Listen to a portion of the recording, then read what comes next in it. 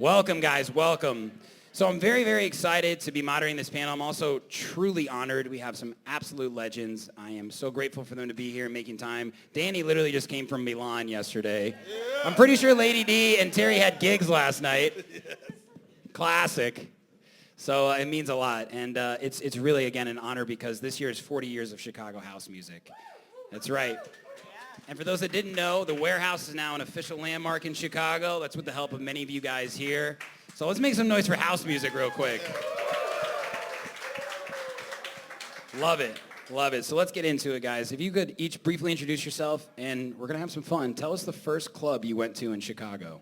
Oh my gosh, I don't even know. All right. Hey, everyone. How you doing? I'm DJ Lady D. Yeah. So let's see. I'm a DJ, producer, remixer. I am a governor on the Chicago chapter, for the Chicago chapter of the Recording Academy. And I have, next year will be 30 years of being a DJ, producer, remixer. Wow.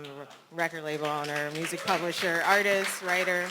So I've kind of worn a lot of hats in this industry. And my first club was, we started clubbing when we were like 13, right? It's hard to say what your first club is. Probably this place called Sawyer's or the Playground. Those were like my first clubs.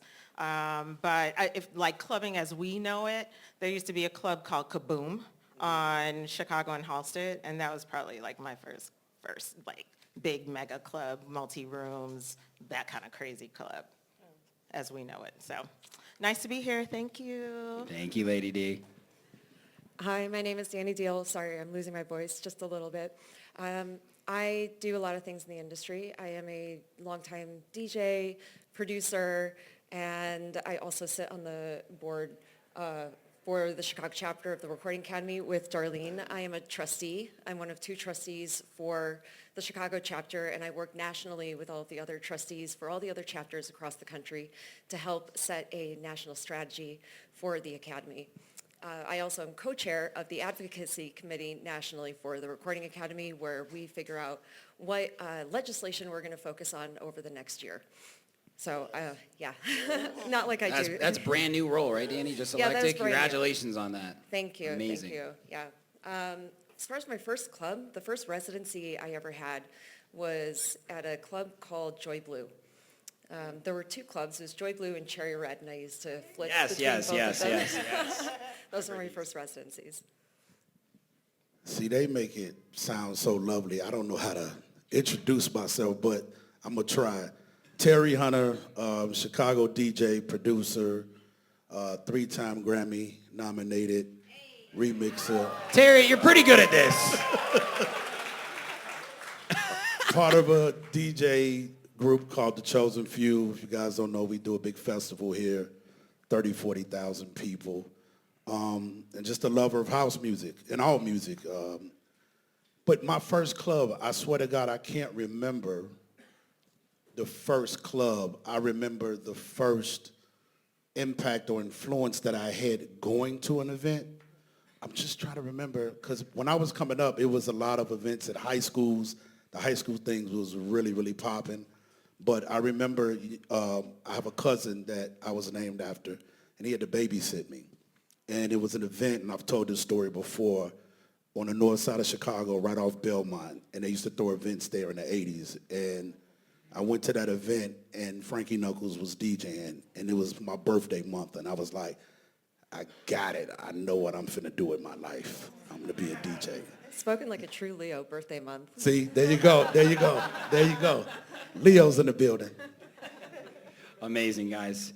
So when I was thinking about the questions asked this panel, I knew that there would not be enough time for the type of dialogue that I like to have, which is extremely long, 3-hour podcast, one-on-one, but we only have 30 minutes. So something recently came up. I don't know if you guys saw this, but Skrillex was recently tweeting about his opinions on the music industry. And one of the things that stuck out to me was the industry is like politics. It's designed to be almost impossible to understand. I've seen so many artists get caught up in the illusion and delusion of the business. It's a dangerous job to be a young artist. Thinking about all your guys' years of experience, do you think there is truth to this? And how can young artists actually arm themselves to be ready for what's ahead? And we can start with you, Darlene. Okay, great. So yes, it's a lot of truth to that. The truth is that this is a mean-ass industry.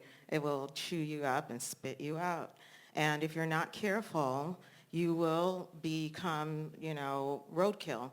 It is not for the weak. You have to develop a thick-skinned. You have to get used to rejection, and you have to persevere. And that's all there really is to it. Like, you have to keep going. The only reason why I'm still sitting here is just because I just kept going. Nobody could stop me. So being unstoppable, it's easier said than done, but what you should remember, and my motto has always been, moderation is sexy. Moderation is sexy, which is to say, you can have as much fun as you want, but you have to know when to say stop, when to say when. And I've never, not indulged. I've never not overindulged. I've done all of the things, but at some point you just have to be like, okay, that's enough, and then go back to business, okay? So, because it is a lot of fun. Nobody says don't have fun. Have fun. That's why we love it so much, because there are these moments that crystallize for you that are so beautiful and so, moments that you can cherish forever. But you don't want to be on the wheel of, just nonstop, right? So the party does stop.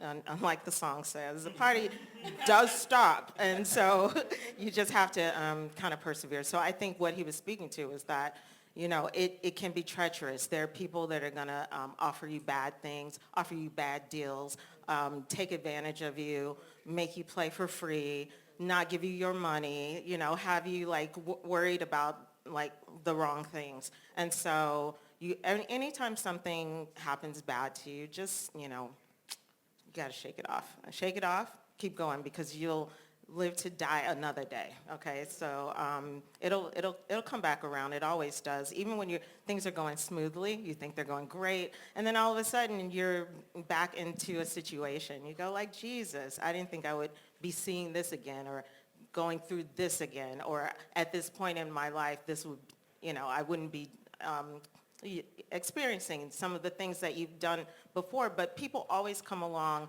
and have their shtick, the stuff that they do and want to just put people through. So I would just say, if you can keep going, keep going. If you can't, get out and do something that makes you happy, because it's not all happy times.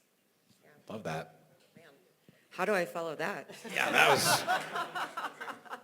was a lot of quotes too, all very accurate. All quotes. Yeah, all quotes. Well, do you agree All with bangers. Skrillex? No, of course I agree with him. It's an incredibly difficult industry. It is not transparent whatsoever. I really, really dislike when people say, well, artists should be able to empower themselves because you can search for all the information that is available out there. How dare you say that? Because if you don't know what it is that you're meant to be searching for to begin with, how do you even know that you're going to arrive to the correct conclusion, right? So yes, it is really hard. It is incredibly difficult to navigate. You are probably going to sign a bad deal. It is going to happen. But what you must do is learn from each experience and try to build a strong network of like-minded peers, and make sure, even if you don't have the professional network around you, get people that you trust to help bounce ideas off of. If you don't know how to read a contract, have some friends that maybe sort of know how to read a contract, or maybe they know a lawyer, right? Like, don't just rely on yourself. You have a network, whether you choose to see it right now or you don't. There are people that are willing to have your back. So you have to believe not just in yourself, but in your network, and to make sure that you're not going at this alone. There are people that are willing to support you every step of the way.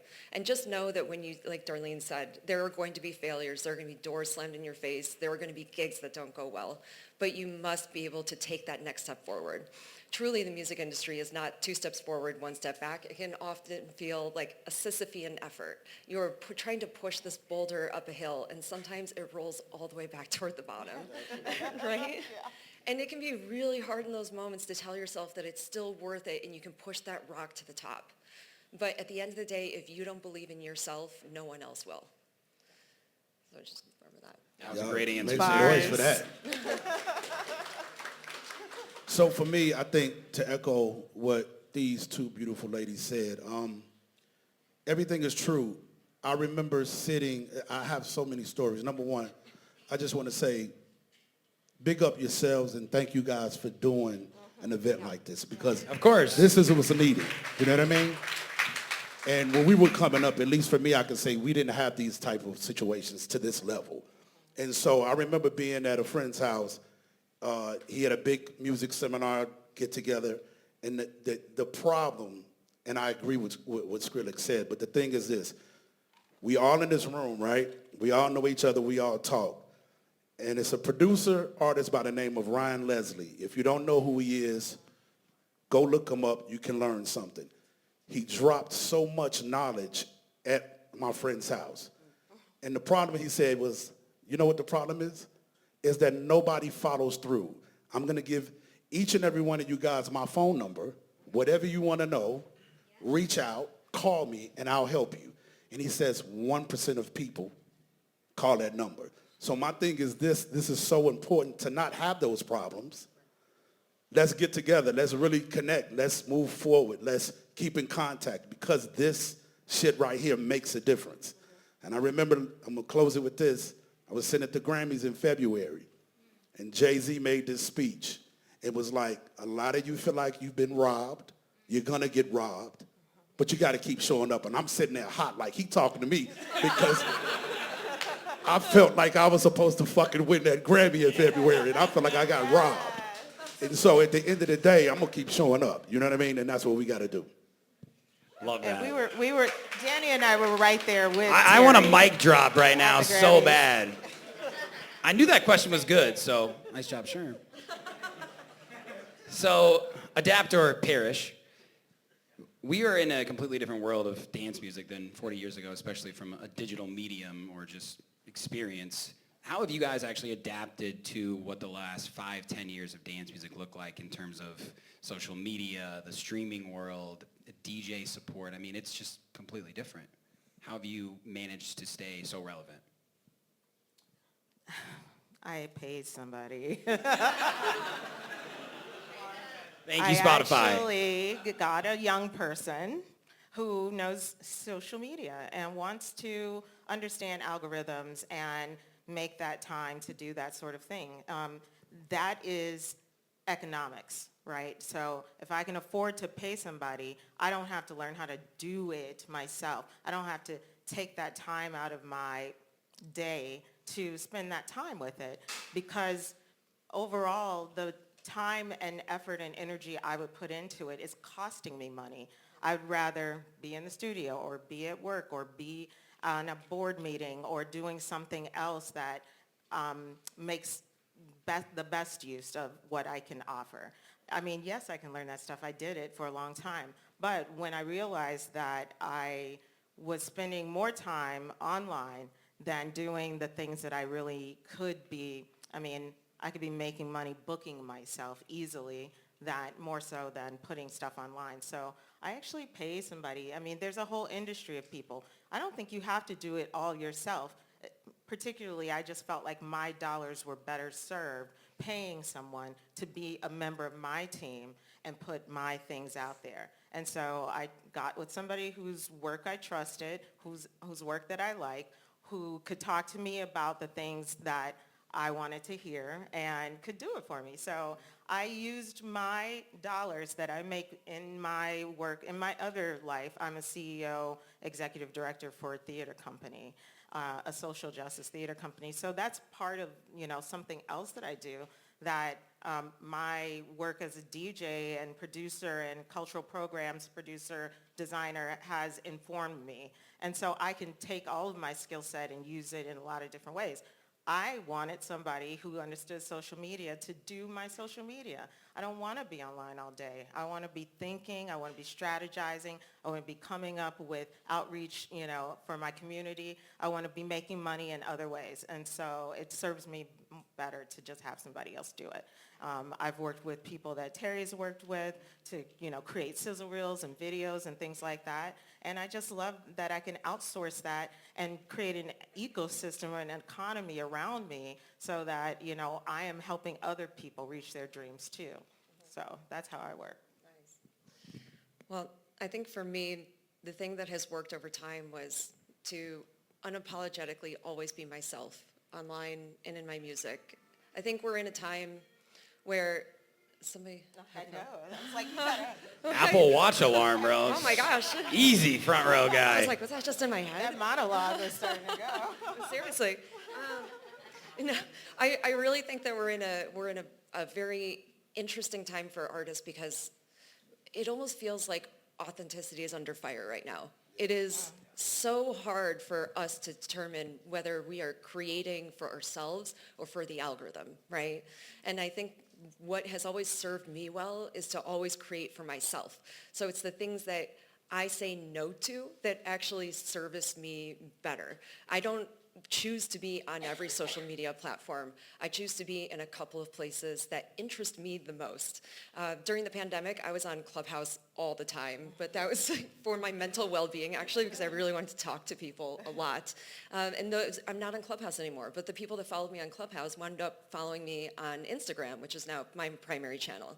And I didn't really care that I left Clubhouse. I just wanted to be where it felt the best for me to be. And the same is true with my music, and the same is true with the gigs that I take. I do not care how many people see the thing that I'm putting up, how many people identify with the thing that I'm putting out, because the people who do see it and the people who do resonate with it are the people that I need in my life. So. That's great. So I think I understand the question, but can you tell me one more time just to be sure? This keeps happening. We just get really good answers and we forget the question. I mean, simply, Terry, how have you adapted? Because a lot of your success has come, I mean, you've always been successful, but you told me like the past 5 years have been crazy because of what's happened with house music. Yes. How have you been equipped and able to adapt to today? That's such a good question. I think for me, like honestly, I changed who my business friends were. Okay. And what I mean by that, if they're not aligned with what your vision is, if anybody that got a friend that's, no, dog, you should do this or you should do that, and it's not in line with what you're doing, can we be real on this panel? Very. You can cuss. You can say whatever you want, man. We said some Fuck weird 'em. shit today, honestly. Bottom line, fuck them. Get somebody else. And that's what happened. And I'm going to tell a story.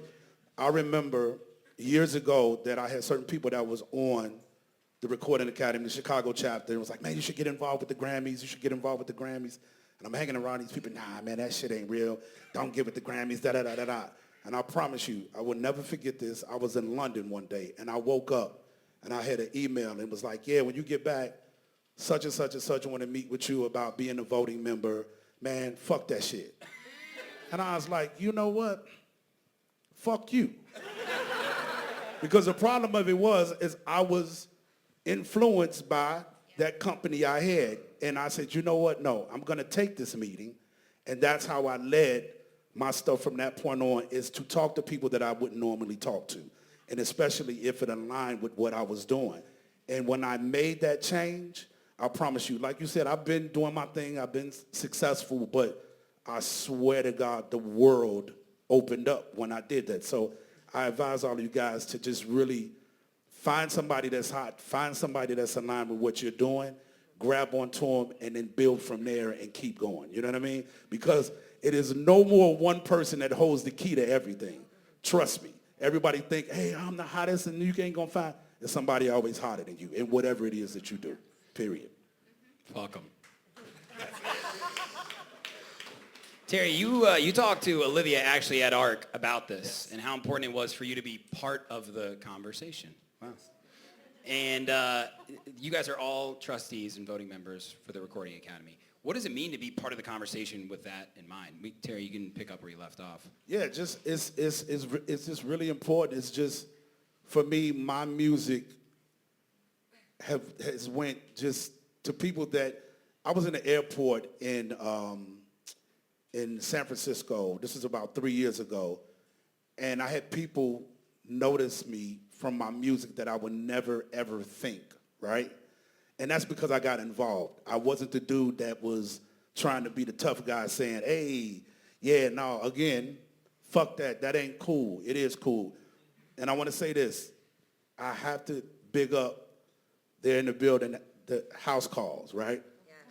Yeah, shout out house I'm going to calls. show them love because I did one of the most craziest parties for them this summer, and how it all happened.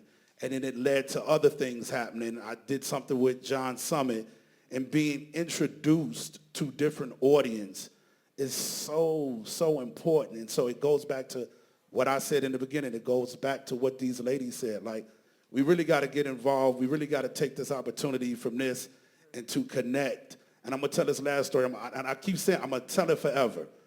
And I don't want to be talking about the Grammys, but this lady right here, I did a huge interview with BET 2 weeks ago, and I told this story. You'll see it. But we was at the Grammys, and it came out, and you know the remix recording ballot came up and was finna announce the winners. This lady right here, I was sitting at the aisle. She got up out of her seat in front of the whole audience, the Grammys, everything.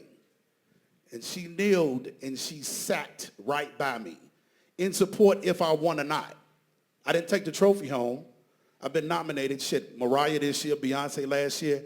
That meant nothing. What she did sitting next to me meant more than any of that. And so that's what Chicago is. That's what house music is. You know That's what I mean? right. Yeah.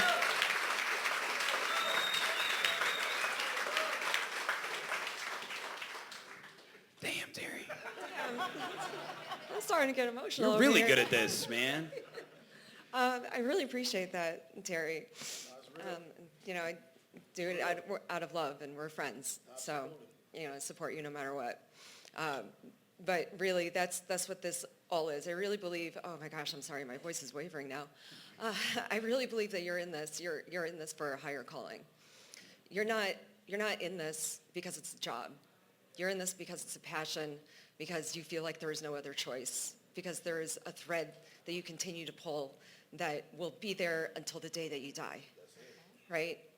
And so we do all these things to support each other and to give back, not because we hope that it gives us dividends in the future, but because we must, right? And I've seen this unfold in a variety of ways. There's a woman in here tonight, I don't know if she's still here, but she recognized me. We met 2 years ago. She was looking for somebody to recommend to her friend for DJ lessons. And I wound up connecting her with a woman here in Chicago who is a fantastic DJ teacher. And so her friend learned how to DJ. I just got that update when I came in to the conference tonight. That's amazing. The conference has a nice ring to it. Yeah, it does. Oh, yeah. But I didn't do that for any other reason except I thought it would be really nice to be able to help someone out that wanted to learn a new skill. I just saw that I was tagged in an interview. Some artist said that a song that I made 13 years ago was in his top 10 canon for the reasons why he became a producer. Right, incredible. And then I think about the opportunity that I have to give back on a macro level now because of my involvement with the Academy. So for example, earlier this year, I had the opportunity to testify down in Springfield to amend our state's Right of Publicity Act in order to create additional protections for musicians who have their name, image, or likeness infringed upon through generative AI. And Governor J.B. Pritzker signed that into law in August. Incredible. I know I'm taking up a lot of time here, but this is all to say that we are involved because we feel that we must be involved. This is a fabric. We all are here to support each other. Every thread is important, and together we create what you see here in front of you. Wow. They get a round of applause after every response. How incredible is that? I mean, I think that some of you are in your 20s. Want to raise your hand if you're in your 20s? Okay. Yeah, Terry. If you're not involved with the Grammy, there is a lower barrier to entry called Grammy U. And Grammy U is now been expanded to up to the age of 29. So if you're interested in becoming a member, that's a great entree into the Academy, into all the things that it offers. If you don't have the credits to become a voting member, if you aren't necessarily a professional in the industry yet, but you're seeking to learn, I think that that's a great resource to look at, and you can go to Grammy.com and find out more about that. When I started, I've been a voting member since 2001. And I was lucky to have enough credits to get involved then because I had collaborated with other producers. That was something that, had somebody not reached down and said, oh, come into the studio with me, or come get on this track, or, lend me your vocals. I'm a poet, so, just say some poetry or whatever. I would not have had the ability to become a voting member way back in the day. I only started DJing professionally in '95. So it does require you to find people out there that do want to help you. Mentoring is a big deal. It's something that's super important to me in my life. In 2006, I started working with Girls Rock Chicago and developed a DJ curriculum for teaching young girls and, gender non-conforming, youth how to DJ. Do something outside of for yourself. Do something that helps someone else. When you guys get together and put your heads together, you might play guitar, you might play drums, you might know how to produce, you might know how to sing. Get together, because it's you next to each other, this nexus that you're creating around yourselves that's going to propel you further. A lot of people sit and they say, how can I get on? How can I get, further in the industry? They want to know how you're going to help them get further, or somebody else is going to help them. If you help yourself, you won't have to ask that question of anybody. So get involved, do your research, join up with other folks, other like-minded individuals, and that's going to make your life easier. It's going to go faster, it's going to be more fun, and you're going to go further together. Love that. So before we get into Q&A, I have a question that I know a lot of people came here for. Who here came to get a gig or find out how to get gigs? That's it? Are you kidding me? Like 30 people asked me that. Introverts. So thinking about, you've been DJing for 30 years. This is for all you guys. Has getting gigs changed since the early days? And what has happened now? How do I get gigs today versus how I got gigs yesterday? Terry's shaking his head. Does D not know? No, it's not the fact. So because we've been doing this so long, we have the honor, and I'm not even going to say maybe not even the honor, the privilege, maybe that's not the word, but I've been working with a lot of different agents in this industry, and a lot of agents are full of shit. And so they tell you, hey, we want you to sign an exclusive situation with us, and we're going to get you gigs. And I just, over the course of my career, trying to be the guy that's, I'm going to give somebody the benefit of the doubt. I'm a true Leo. I let you screw me first, and then it's over. So I did a lot of that, got tired of that. And then, I'm like, well, why are you asking for exclusivity from me? But what are my guarantees?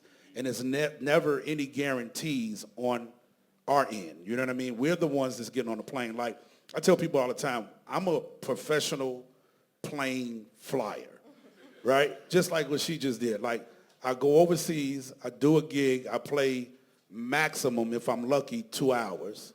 And then I turn around and I go either to the next gig or fly home. But I'm more in the air than I am with the gig. And so it's very hard at this level because clubs are opening, clubs are closing, promoters are changing, and you have to be in tune with people that know who's doing what. Again, not to bring them up again, but house calls.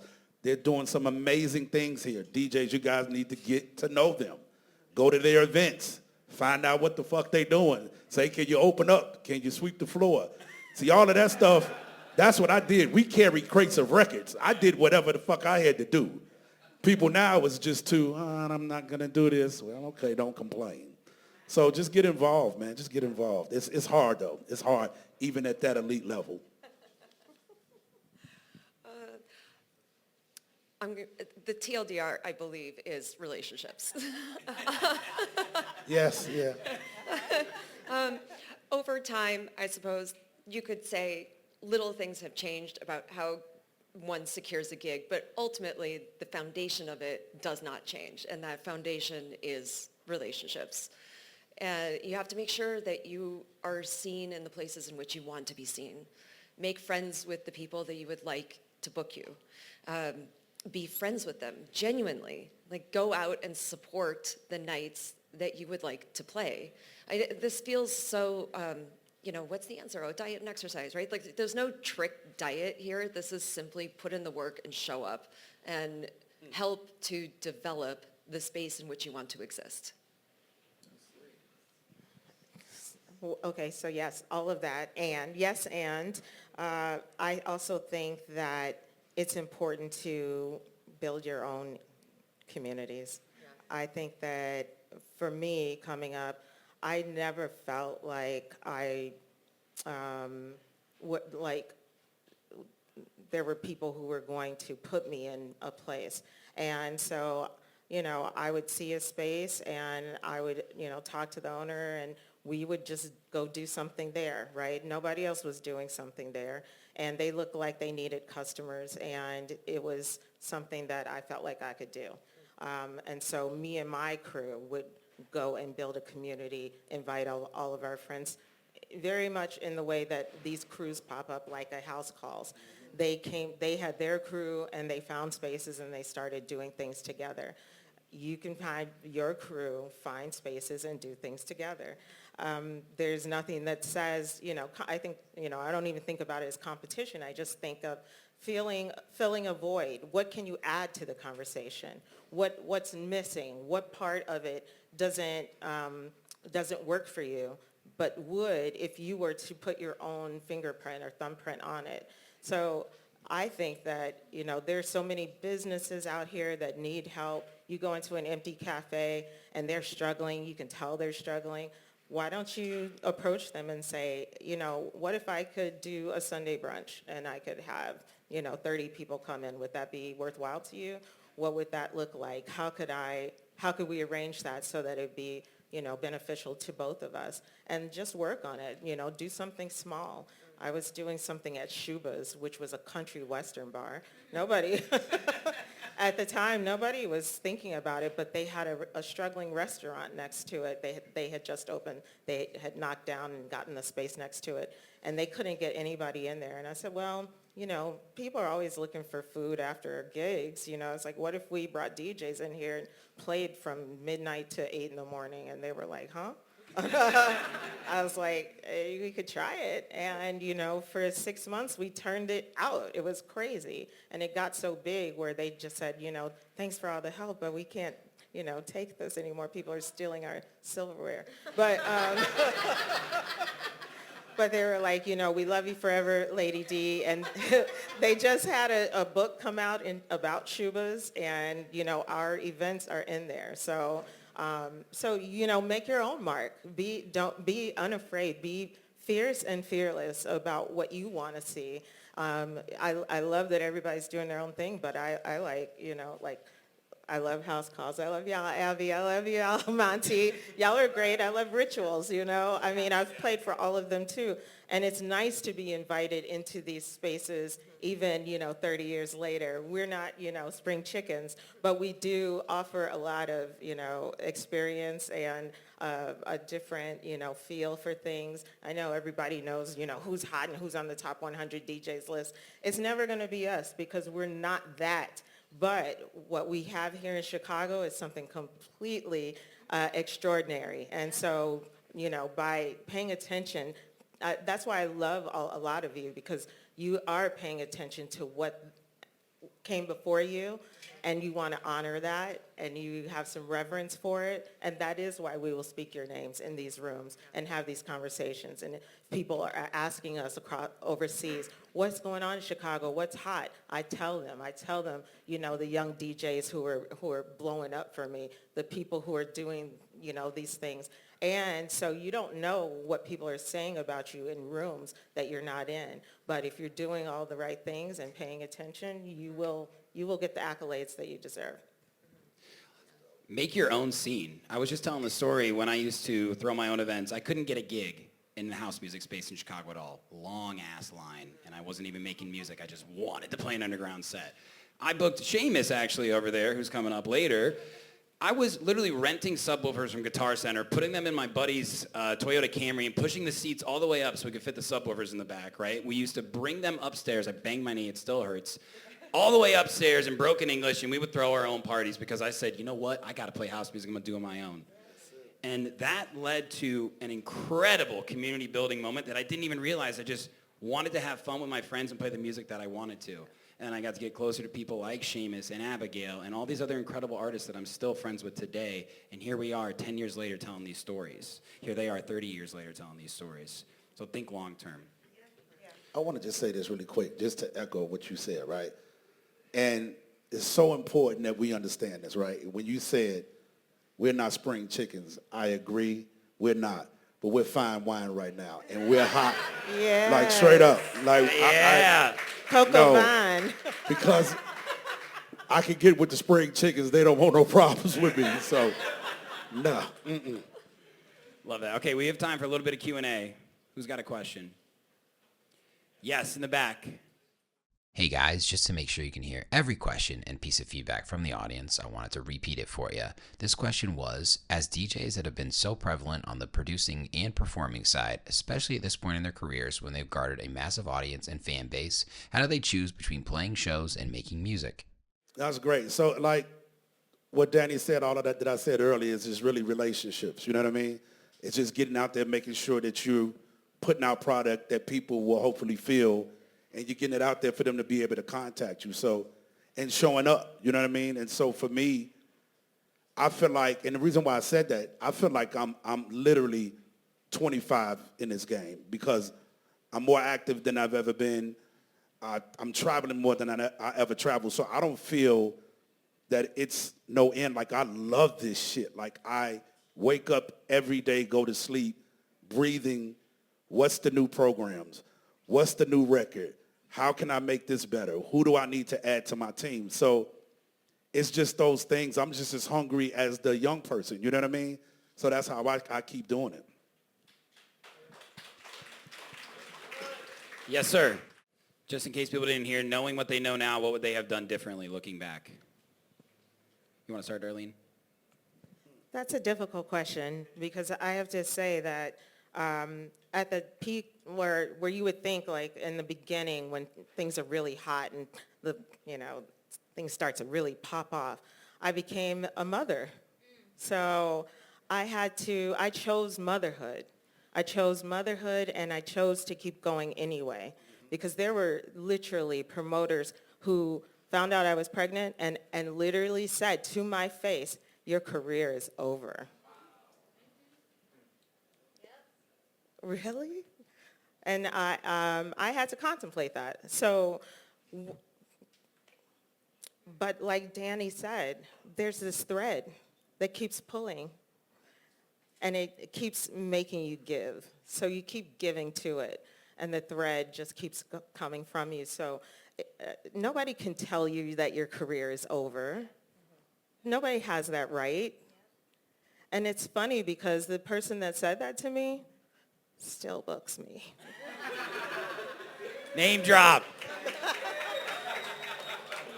I hope you charging them more money. Fine wine's more expensive. Come on now. And you know this. Come on now. What do you think, Dani? If you could look back and give yourself advice. I actually don't like answering this question because it infers regret. And I would not be sitting where I am today. I wouldn't be here right now had I not followed the exact path and the litany of choices that I had made over time. Now, what have I learned? I probably should have hired a lawyer to look at some of my contracts early on. I will say there's an organization here in Chicago. Someone on our board, Jeff Becker, he's an attorney for this organization. It's called Lawyers for the Creative Arts. And if you are not familiar, for $50, Lawyers for the Creative Arts will take a look at any contract that you have, any agreement that you're about to enter, and they will give you professional advice. $25. 25? The website says 50. They should fix that. So these resources are available to you, and there are singles that I have that I signed my rights away to in perpetuity that have never come out because Learn that word if y'all don't know. That's Perpetuity. so important. Learn that word. How many times And today we avoid heard it get like a the lawyer plague. first? This is like the third or fourth? yeah. So I would have hired a lawyer. I know that's a very unsexy answer, but it's the truth. That's great advice. So again, I just want to say thank you to you guys for being up here. And I heard so many incredible things today. The biggest one I really heard was follow through, show up, think long term. May That's I? the essence. Yeah, go ahead, Dani. I don't know what the time is right now. We might be over. I have no idea. But I heard a couple of whispers that we haven't heard from any women in the audience today. Oh, yeah. And I would like to make the space for a woman to ask a question. Please. Shireen. Yeah. I saw No, a go hand. ahead. I saw a hand toward the back. Where? Yes. Here. Next question up. What is the most important part of networking in an authentic and not transactional way when it comes to being a new professional? That was the best question of the day. Yeah, I think that, you know who you are, right? It's okay to be strategic about who you want to form relationships with. I think that's just research, right? Just understanding what people do, what their brand is about. Think about your brand, think about another brand, right? You want to join brands with a brand that is meaningful to you. So you're not just looking at who's hot. And that's why we have things like influencers and micro-influencers, right? People still have a realm of influence that they're not necessarily, depending on who that brand wants to get in front of, they might choose that micro-influencer over the big influencer. So think about you personally, your personal values, what's important to you, who you align with best. Okay, that's okay. If you see, oh, they're hot, but this is more aligned with me, then it's okay to try to connect with them, right? So authentically, you're going to touch the people that you want to touch, first. After that, I think that when you have what you have, if it's special, that relationship building piece, that's real. Who would you want to be friends with? This person or that person? Who is going to make your smile light up? Who's going to make your eyes light up? It's just like choosing a mate or a partner. You just want somebody who you're going to want to talk to, long term. So sometimes, you see somebody and they've got their hand in every pie and their name is on everyone's tongue, but they won't let you get close to them, or, you can't seem to get into them. Then probably you should just look elsewhere. Don't take the path of least resistance. I think that's the universe telling you that there's something else out there for you. Because people basically, choose to be friends with who they want to be friends with. And you don't want it to be difficult for yourself. You don't want it to be stressful. It should feel easy. It should feel like falling in love. And our brands are important, right? So you don't want to be making that type of mistake, because people will tie you up and they'll let you flounder. People sign people to contracts, and this is real dirty business, right? They'll sign people to contracts just to get you out the way so that they can clear a path for, somebody else that they're working with. So you have to be careful if you're trying to get on a roster or, whatever your motivation is. If you are acting outside of your own best self-interest, which is, who you are authentically, you'll pay for it, if not now, soon. So be careful. Appreciate you, Dani. That you're so right. We'll do one more. Shireen, did you have a question? We have time. You sure? You're okay? Are you? No. Okay. We have the space. This is your time. Here, use the mic. Take up space. I want to shout out Sherm and Olivia one more time, because I didn't even know this was house music. I was just like, yeah, Chicago music, because we need to put Chicago music on the map. Okay, so take up space, everybody. Take up space. I am a World Waves affirmation musician. 2 songs on Spotify. I'm collaborating with my husband, who's a DJ and drummer, for original music. And I think a lot of us are new to this original music space. So if you could give us one thing to focus on when we leave here tomorrow, whenever we have the time? What would that be? What's the goal? 2026, Coachella. Get it, girl. I like that. I don't know if this is already something that you do, but for me, the most important thing is setting a schedule to make sure that I always have the time set aside to be creative every single day.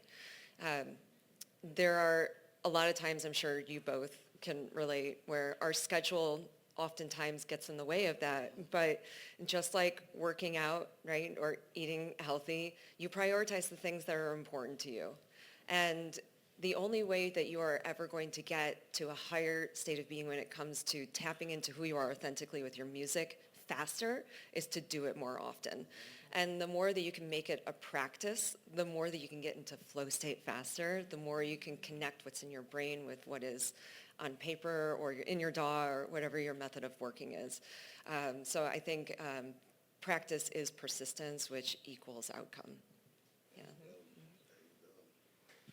She said it. Nice, yeah. All right, guys, that's the end of Adapt or Perish Part 1. Make some noise for these legends right here.